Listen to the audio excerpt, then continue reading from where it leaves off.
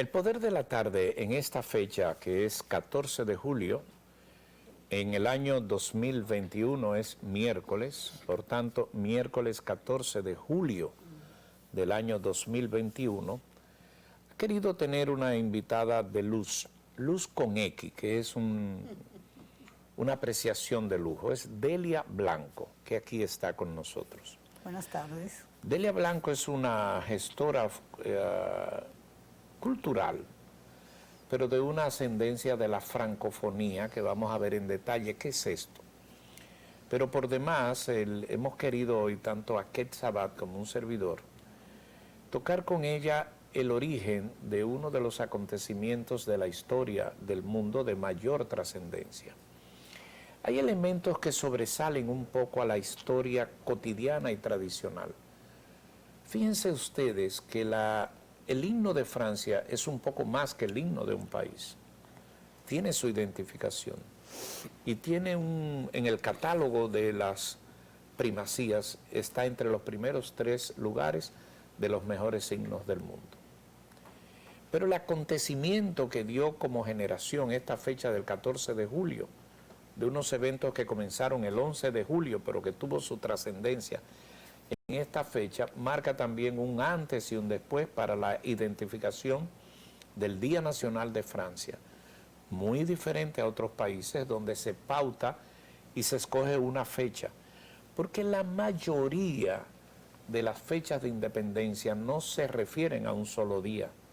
Es una gran batalla que han tenido los historiadores, porque fíjense ustedes que esas historias de las fechas de independencia corresponden a un periodo largo, en algunos casos hasta de años, en otros de meses o de semanas.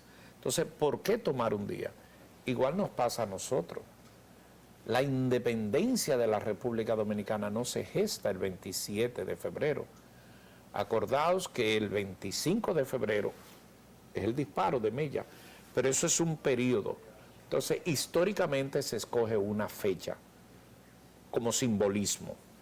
Pero por demás, dentro de este tema que hoy queremos escuchar, es una serie de relaciones que guardan con la historia de Francia, llena de sabores, de colores, el color azul, el blue, la tradición parisina y algo que ellos es uno de sus tintes de orgullo, ser la ciudad de la luz. Yo tendría cualquier cantidad de calificativos que no son nuestros, que los recoge inclusive los textos más inocuos, se refieren a Francia como Le France. Un gusto tenerle aquí. Bien, muy amable. ¿Qué se celebra hoy? Don Vicín, hoy se celebra la libertad y el derecho de reivindicación. Digo reivindicación.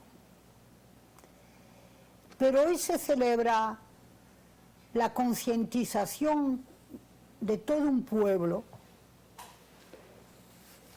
y de sectores de la sociedad francesa que entendieron que no se podía seguir con una monarquía absolutista.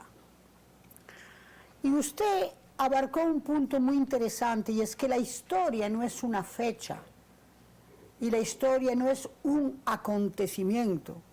Y es lo que siempre digo en términos pedagógicos. No le enseñen a los niños como cotorras a decir fechas, sino explíquenle el por qué las fechas son lo que son. Pues entonces, don Luis, señorita, ¿verdad? Francia venía con una crisis desde Luis XV, después de Luis XIV, que Luis XIV, el rey Sol, fue realmente el gran desarrollismo, fue el colbertismo, fue el desarrollo de las colonias, ¿verdad? Y Luis XV, que era un aparataje de dandy monárquico, llevó el país bastante a la ruina. Y esa ruina o bancarrota al límite la hereda Luis XVI. Pero ¿qué sucede? Que Luis XVI era un rey muy descuidado. Lo que le interesaba era la caza. Lo que le interesaba era el salón. Y María Antonieta, por supuesto. Bueno, hablemos seriamente. No, pero en la seriedad está que Sí. esa es la verdadera historia. El Que pueblo, Francia está sí, dirigida sí. por un bombimbán. Exactamente. Entonces, ¿qué sucede? La Francia como Estado y como monarquía económica estaba dividida en cuerpos, en gremios. Y estaba el clero, el alto clero y el bajo clero, haut clergé, bas clergé. Y había también les grands fermiers, los grandes granjeros, que tenían el diezmo para el Estado. Pero ¿qué sucede? Desde 1788 hubieron una serie de situaciones productivas agrícolas, ustedes saben que Francia es un país muy agrícola, que llevó a una situación muy contemporánea. Subió el precio del pan, lo quiero decir así, porque el grano, por el invierno frío, por circunstancias, no aparecía el grano. Entonces, el pueblo parisino, el pueblo de París, entró en una asamblea general que se llamó le Tiers-État en el Campo de Marzo. El Campo de Marzo es ese campo que hay debajo de la Torre Eiffel que llega hasta la escuela militar y hasta el Trocadero, le Champ de Mars. Entonces, hicieron una reunión y como no llegaron a un acuerdo. ¿Por qué? Porque se le dijo claramente al rey que no se podía seguir con una monarquía absolutista, que tenía que aceptar la asamblea y aceptar la constitución. Óigame, porque no crean ustedes que los franceses fuimos en aquellos años la locura de hacer una revolución por hacer una revolución. No, hubieron etapas, estamentos, convocatorias, discusiones, democracia, por lo menos por la parte del pueblo. Y bueno, Luis XVI no quiso entender el mensaje. Y el bajo clero, que es el que está cerca del pueblo, tampoco podía con el impuesto. Y los granjeros ya no podían más. ¿Qué sucede? Que de esa asamblea ya se va preparando una constituyente. Él dijo que finalmente, entonces el ministro que tenía de la economía, Necker, se le opuso al rey. Y finalmente después el rey dijo que sí, que iba a resolver todo, pero no resolvió. Entonces ahí está el levantamiento. Y la Bastille es un símbolo, una fortaleza que está casi en el corazón de París, es mi barrio, en la misma rue Saint-Antoine vivo yo, en el Faubourg, yo soy una chica del Faubourg. Entonces, toda esa zona de la Bastille, que era una cárcel, pero era una cárcel con muy poca gente encarcelada, déjenme decirles, era un símbolo, un arsenal. ¿Y qué pasa? Que ese sí, la imagen de Luis XVI, ¿verdad?, en todo su aparataje. Esta es la zona del Louvre, la zona de las Tuilerías. Esta es esa Francia monárquica. Esto es un cuadro de Bruegel, escenas de la vida. Eso es Mazarin, en la época de Luis XVI, de Luis XIII. Voilà la Bastille. La Bastilla. ¿Ok? Y entonces ahí está esa sublevación del pueblo que va a manifestarse a la Bastille. Y ahí, ¿qué sucede? Que otro grupo va a los inválidos. En los inválidos ahí tenían la pólvora, la dinamita, y en la Bastilla tenían las armas. Entonces van a la Bastille y es un día que se desarrolló de las 9:30 de la mañana hasta las 4 de la tarde, cuando ya se tomó la Bastilla. Entonces, la Bastilla es un hecho histórico. Un detallito para una explicación. Recoge la historia que cuando fueron, los que tenían armas entonces no tenían pólvora. Y ellos les dieron pólvora. ¿Por qué estaban aparte una de otra? ¿Eso fue adrede, fue un truco o qué? Descríbame gráficamente. Bueno, eso, porque van y las armas están en un sitio y están sin pólvora. Claro. Es como un pecado sin provecho. No, porque la pólvora para las armas la tiene que dar el Estado Militar Mayor. Y eso estaba bajo el poder de la monarquía. Y las armas estaban en la Bastilla, pero como una reserva, que solamente bajo la autoridad del Estado se podían utilizar. ¿Y era muy distante eso? Era, digamos, de unos 5 kilómetros. ¿Y cómo se resolvió al final de la jornada? Al final de la jornada es que después de haber tomado las armas de la Bastilla, van a los Inválidos y tienen que forzar. ¿Por qué se llamaba de los Inválidos? Los Inválidos porque era un hospital desde la época de la Edad Media de los grandes enfermos, que les cortaban piernas, brazos por lepra y etcétera. Y después, en los Inválidos, más tarde, Napoleón hizo su basílica, la Basílica de los Inválidos. Él optó por ese sitio. Pero desde la perspectiva de la Edad Media era un hospital.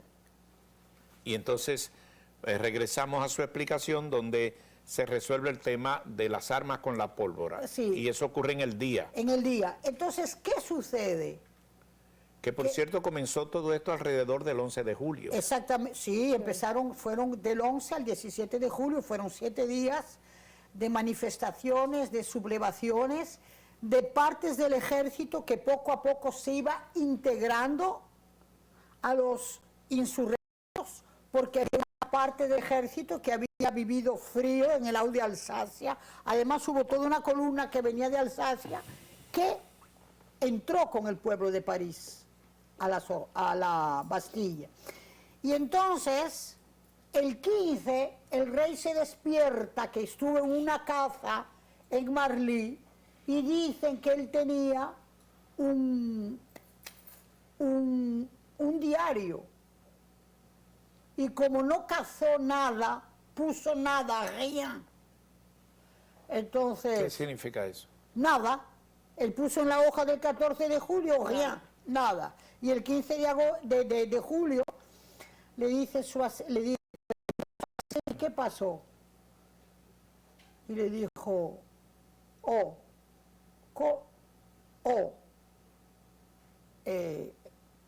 Majestad, hay una revolución.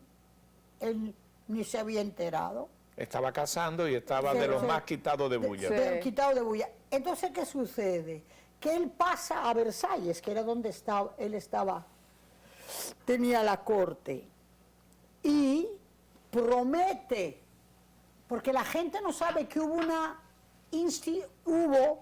un tiempo de promesa constitucional, pero que la primera constituyente, en el 90, hay unos meses, casi un año, que él acepta esa transición constitucional. Pero ¿qué sucede? Que cuando le dan la puja para que hayan reformas a fondo y cuando ya la Asamblea decreta que es constitucional, él intenta escaparse y lo toman en Varennes. Y es ahí donde ya arranca los dirigentes ilustrados por el movimiento ilustrado, por Voltaire y por Rousseau, porque la filosofía de la Ilustración, hasta desde Montesquieu, plantea la liberté, l'égalité y la fraternité. ¿Qué sucede? Que Robespierre y Danton arman una constituyente, la primera constituyente de 1791. Entonces ya a partir de ahí, ¿cómo se llama? Marie Antoinette va a la conciergerie, a una cárcel de mujeres, el rey se escapa, Y ya ustedes saben lo que pasó, la guillotina después. Ahora bien, si bien don Luis, la toma de la Bastilla fue un hecho histórico social, popular, revolucionario, ¿verdad?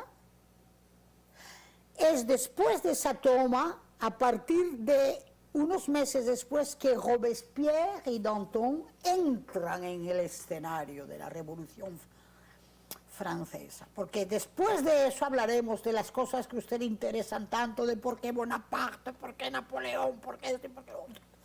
¿Qué sucede? Ahí es muy interesante. Es que por encima del acto y del hecho, ¿verdad?, de revolución, de sangre, y ustedes saben que también hubo el terror de Danton, ¿ok? Esa gesta revolucionaria está inspirada de la Ilustración. Y por estar inspirada de la Ilustración, tiene un mensaje universal. Liberté, égalité, fraternité, algo que Lafayette trajo a las Américas. ¿Okay? Entonces, el 14 de julio, si bien es la fiesta nacional de los franceses, yo nunca dejo de recordar que es una fecha universal. Es decir, no tenemos los franceses sentimiento nacionalista por la fecha, tenemos sentimiento universalista, por lo menos los franceses que pertenecemos a la onda constituyente y democrática. Porque a partir de ahí es que se gestan los hechos que marcan los diferentes trazados constitucionales por demás, expresados en una serie de estamentos de orden jurídico que van en diferentes instancias y que todos se gestan en ese momento. En ese momento. Tanto es así. Pueden considerarse la cuna de la historia como legado jurídico universal. Exactamente. Y tanto es así que es en 1880 que se considera que el canto de la Marseillaise, que era el canto de los soldados que venían del sur, óigame, porque quien oye ese himno es un canto revolucionario. Allons enfants de la patrie, le jour de gloire. Vamos. Vamos, déjeme ver si yo le pongo esto para que ustedes, luego que lo escuche, lo describa. Adelante, el himno.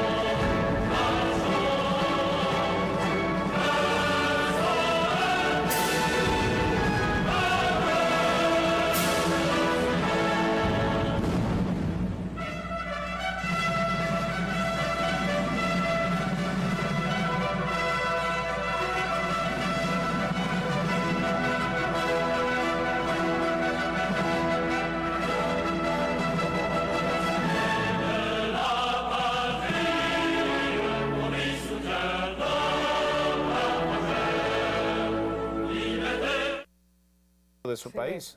Pero que emociona. Mire, le voy a decir una anécdota, don Luis. Yo fui cabeza caliente siendo joven. Se le nota. Sí, pero le voy a decir algo. Se le Mire qué nota. cabeza caliente era yo. Nunca acepté las ideologías cerradas, ni que vinieran de la derecha ni de la izquierda. Me corre una sangre un poco anarcosindicalista de mis abuelos republicanos españoles, ¿sabe? Así es. Entonces, ninguna ideología cerrada. Y yo me recuerdo en la mayor concentración que hubo en la Bastille del mayo del 68, que bajábamos de Daguerre de la Sorbonne a la Bastille. Entonces ahí estaban los comunistas, los socialistas, los trotskistas, y yo era de un movimiento que se llama les situationistes. Los que responden a la situación, pero sin cerrado. Y esa gente quería que nosotros cantáramos también el himno de los comunistas, la Internacional. Y nosotros decíamos, pero ¿por qué vamos a cantar la Internacional si tenemos la Marseillaise? Claro. Entonces cantábamos, aux armes citoyens, formez vos batailles. Eso es la Marseillaise. Ese himno. Escrito por Claude Joseph. Claude Joseph, sí. Parisino. Sí. Y para la historia, Para nadie la le historia. cambió nada. Ir No, a vuestros bueno. surcos. Un poco de la historia. Bueno. Está universalmente clasificado entre los 3 mejores Mejor, himnos. sí, sí. Claro, después hay varias interpretaciones. A veces se interpreta todo, otras veces se mide un poquito el aspecto revolucionario, insurreccional que tiene. Por eso fue Nosotros prohibido. lo cantamos todo, los que venimos de esa generación del 68. ¿Tú decías? Fue prohibido en varias ocasiones el himno. No, Pero- por algunas partes del himno. Ok. Pero Bueno, por eso mismo, por el canto a la revolución. sí, porque oye, aux armes citoyens, formez vos bataillons, marchons, marchons. ¿Me entiendes? Tiene simbiología, significancia y actualidad. El trazado de París. Vamos a entrar ahora en materia urbanística. Sí, Y para terminar con la apología a la ciudad de las luces. No hay dudas de que llegar a París, llegar a Francia, a conocer París, está diseñado con unos trazados territoriales que semejan una obra maestra, pero basado en la categorización de la urbanización adecuada y consentida que tenga hasta el sentido de la respiración de los ciudadanos. ¿Quién logra ese trazado? ¿Cómo se respeta en cuadrante? ¿Y cómo se visualiza desde la hermosura de la Torre Eiffel? bueno, si usted toma el punto de la Torre Eiffel, ok, vamos bien. Pero fíjese, primero permítame decirle algo. París está con su río, el Sena. Ese río tiene una isla, que es la isla San Luis. En esa isla, Luis XI crea el corazón de París. Y a partir de ese Paris Premier, de l'île Saint-Louis, arranca el caracol. París es un caracol d'arrondissement, es decir, distrital. Si ustedes ven un mapa del metro de París, verán ese caracol que parte de l'île Saint-Louis. L'île Saint-Louis, aux yeux de fille, tu es dans la rue, tu te déshabilles. Et sous un air d'accordéon, ça sent le printemps, et c'est si bon. Ok, empieza ahí la isla. Y uno dice que también se desenrolla esa caracola. Pero ¿qué sucede? Que París es la ciudad del mundo del urbanismo y de la arquitectura más adaptada a los tiempos. Tú vas París 1, 2, 3, 4, 5, 6, medieval. Te mueves 8, 9, el París de Haussmann, la apertura de las grandes avenidas. ¿Ok? Pero antes vas a París 10 y va de nuevo el París de la burguesía, de los talleres de artistas, y vas hacia el barrio latino porque tiene la orilla de izquierdas y de derecha, rive gauche, rive droite. Saint-Germain, la Plaza de la Concordia, Boulevard Saint-Germain, Boulevard Saint-Michel, el París de la inteligencia, de la filosofía, de los existencialistas, con los bares Le Demagogue, Le Flore, etc. Y vas al Louvre, a las Tuilerías, y ahí lo vas a entender todo, don Luis. Usted coge el carrusel que está ahí, de la época napoleónica, ese carrusel con mármol rosado, que te pones debajo y tienes la perspectiva, porque París es una perspectiva perfecta.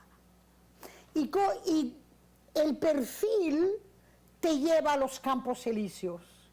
Y llegas desde el carrusel, llegas hasta el Arco del Triunfo, época napoleónica, y te pones debajo del Arco del Triunfo y llegas al París del urbanismo contemporáneo, ¿ok?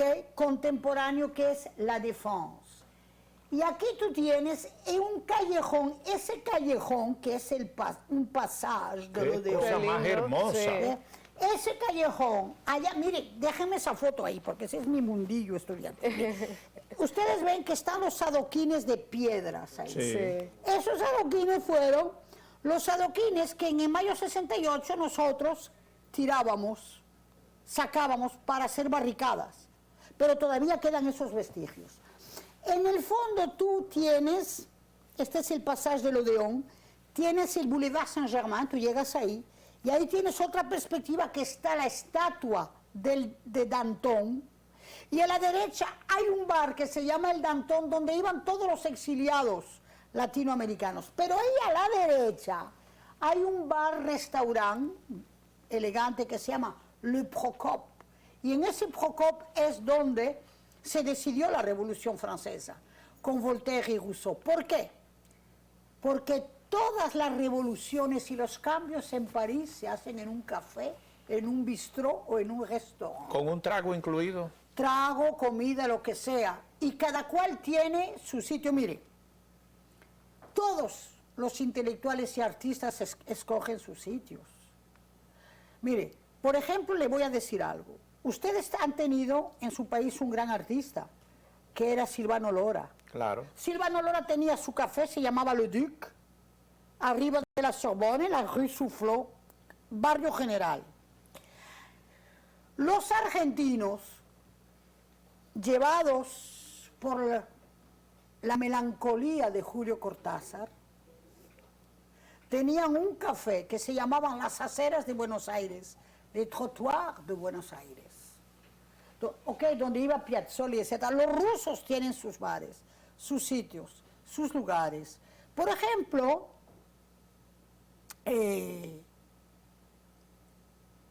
muchos de los exiliados dominicanos tenían un bar que se llamaba el Morvan y una discoteca, a esa época no hablábamos de discoteca, hablábamos de nightclub o de boîte, que se llamaba La Escala, que era de música afrocubana. Iban dominicanos allá. Oye, Famosa por demás. famosa por demás que sí, y otra que se llamaba La Candelaria, allí estaban todos los dominicanos. En esa discoteca, Se gozaba mucho ahí. óigame, don Luis, yo conocí allá al Moreno, a Maximiliano Gómez, Iba Ah, qué mucho bueno. usted. oye, una ficha Wow. Usted era tremenda. tremenda, mi papá no sabía qué hacer conmigo. Y mi mamá ¿Y le- cómo se arregló usted, que ya está tan arreglada? porque fui libre cuando tenía que serlo, y atrevida cuando tenía que serlo también. Y en Francia eso es una condición para ser francés. Para ser francés, las etapas de la vida hay que vivirlas en su justo y preciso momento. Así mismo. Y el Y atrevimiento... después recogerse y tener Sí. el sentido de la vida. Sí, Así. pero tuve la suerte de tener unos padres que siempre me dejaron Hacer. hacer con el peso de la responsabilidad. Yo decidí hacer una carrera de humanidades y de letras. Mi padre era por la carrera científica que él quería que yo la hiciera. Pero él se lo permitió. Sí, pero me dijo, y yo le dije a los 17 años que yo entré a la universidad, que ya yo no quería vivir en mi casa, que quería irme para la ciudad universitaria. Ya empezaban los clamores, ¿me entiendes? Y me dijo, pues mira, mi hija, si tú te quedas en mi casa me cuestas tanto. Si tú te vas, lo que tú me cuestas es lo que yo te voy a dar. Así que resuelve. ¿Y se fue? Me fui, claro. Tuve que cuidar muchos niños, hacer de babysitter. Pero se desarrolló. Pero me Claro, fue. algunas fotos que me ha traído doña Delia Blanco. Estamos conversando con Delia Blanco. Es una ocasión para conversar del 14 de julio. Es el Día Nacional de Francia y como tal hay muchos temas interesantes que pongo en antena, conversando aquí, escuchándola, aprendiendo y permitiéndole a ustedes que en el filo de que aparezca el teléfono ahí le puedan llamar y hacer preguntas.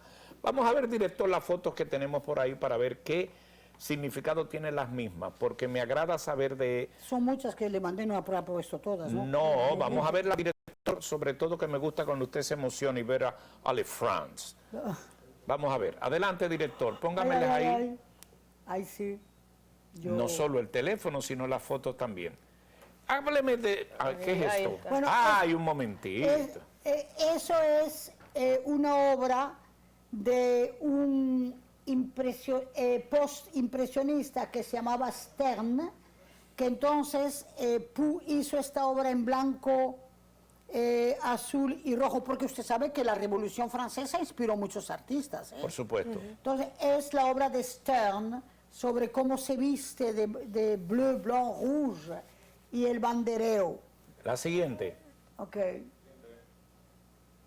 Este es un grabado de Greuze sobre la toma de la Bastilla. Siguiente.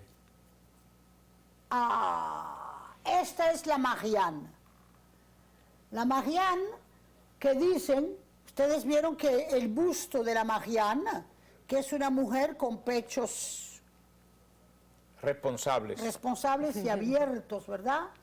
Es la efigie femenina Ahí está más Más complicado. de cerca. de la libertad, ¿me entienden? Y a partir de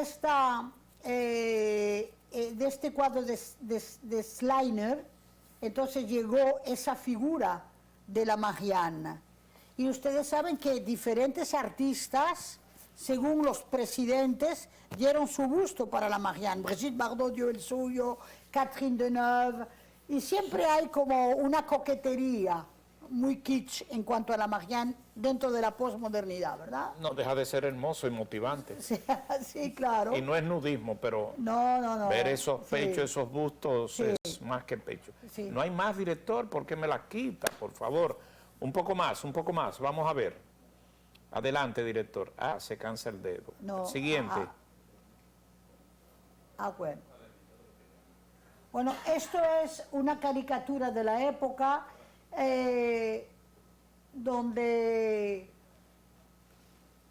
ponen al rey en una situación burlesca. Es una caricatura de la revolución. ¿Qué más? Vamos a ver, siguiente, director.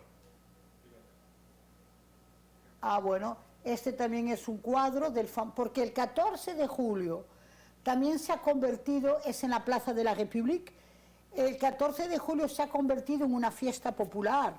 Este año no puede haber fiesta, inclusive la Embajada de Francia este año no hace concentración, pero su embajador, el distinguido embajador de Francia, su excelencia Éric Fournier, tuvo un gesto muy bello que mandó, ¿verdad?, un presente simbólico a todas las personas que están conectadas con Francia, políticos, dirigentes, responsables, como para marcar ese día, ¿verdad? Sí, sí, ¿Cómo se recordar. celebra normalmente? Bueno, hay un baile popular que se llama le bal du 14 juillet con acordeón, música callejera y toda la gente en la noche baila, por ejemplo, en el barrio de la Bastille, el bal de la Bastille, el baile de la Bastille,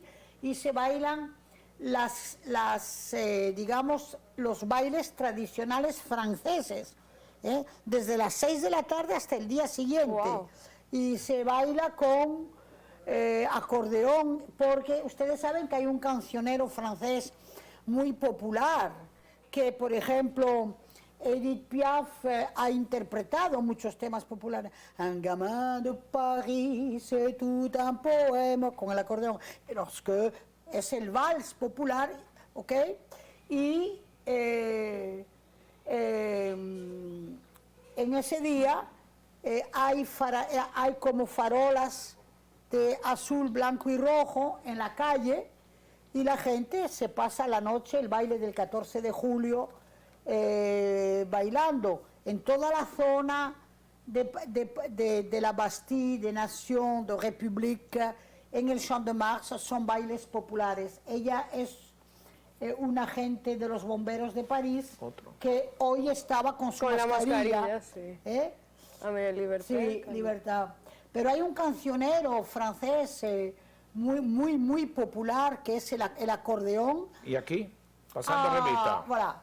Este es el general de Gaulle, pasando revista en el primer 14 de julio, después de la liberación. Muy bien. Siguiente, Ok. director. Todos los presidentes, esto es el cuerpo de marinos del ejército, de la marina francesa, ¿verdad? Liberté, ok, atrás, porque todos los presidentes le han dado una connotación al 14 de julio. Hoy hubo un desfile, Macron participó, creo que lo tengo en una de las imágenes. Mírenlo Aquí ahí. está el presidente Macron saludando, ¿verdad? ¿Cómo se pronuncia Emmanuel Macron? Emmanuel Macron. ¿Es Macron o Macron? Macron. Macron. Sí. Y ahí está uno de los aviones que van dejando la humareda De los con los de los colores. colores de la bandera. ¿Ok? Voilà. Los Sí, colores de la... ¿Y esto? Este era... Es Macron. no, este es Hollande. François Hollande. Mi presidente. Porque yo digo con lujo y gusto que soy socialdemócrata, socialista francesa. Ah, muy bien. ¿Ok? Sí lo digo, Lo digo porque para mí no es una virtud ideológica. La socialdemocracia es una cultura, es una forma de ser. ¿Ok? Donde convivimos con el capital, Aquí De vamos nuevo toma la la Bastilla, un de nuevo, grabado. y ya lo vemos. Sí. Vamos aquí ahora, director. Mire, hay cosas de Francia que yo gustaría. Ya si me ponen el teléfono, los que Sí, quieran pueden sí. hacerle preguntas.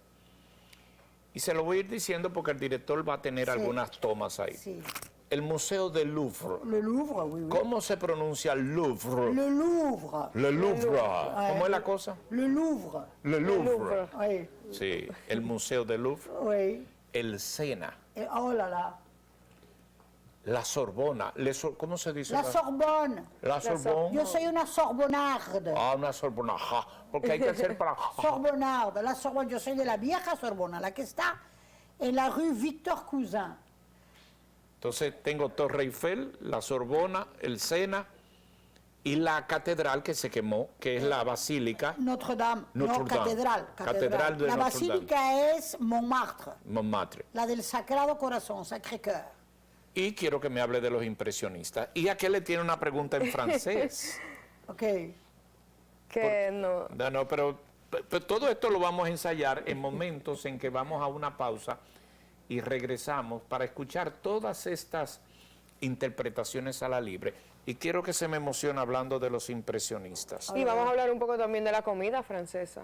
Bon, papá. y de las damas francesas, qué hermosas, Sí, qué lindas, sí. Naturalmente lindas. Sí. naturalmente. Pero no me deje de hablar de los impresionistas todos. Ay, bueno. Monet, Manet, Degas y los que usted quiera. Cézanne, el Oh, maestro. Paul Cézanne. Claro. Number one. Pero Degas, Monet Claro. y Manet. Vamos a la pausa y regresamos. Estamos hoy en Francia, 14 de julio, toma de la Bastilla.